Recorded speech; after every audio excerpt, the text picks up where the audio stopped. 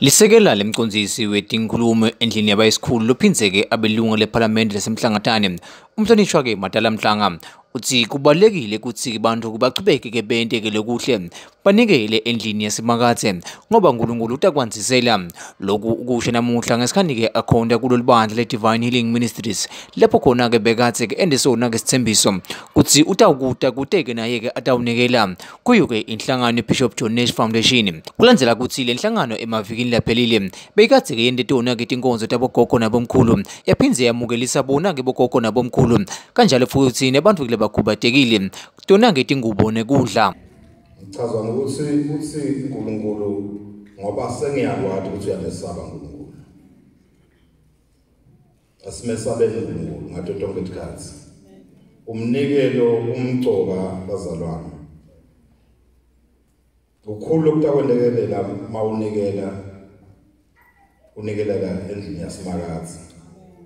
Lokho nje ngithanga ufake lo moya sathi futhi sinale mali esinikela ngayo beyivela ingasiyo yethu yakhe lo uNkulunkulu.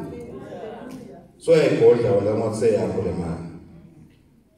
I made a commitment mangigcina la and angayenda ngayi commitment ku bishop noma ibandleni. Ngathembisa uNkulunkulu uthi ngidawubuya la nginikelela ifoundation ya bishop uthi ichubeke iye embili.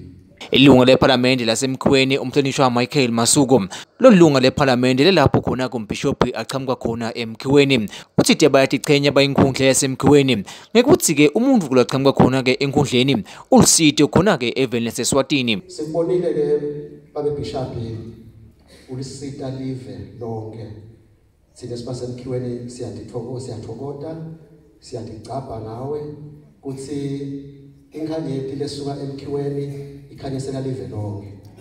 Nguva lapha uyabala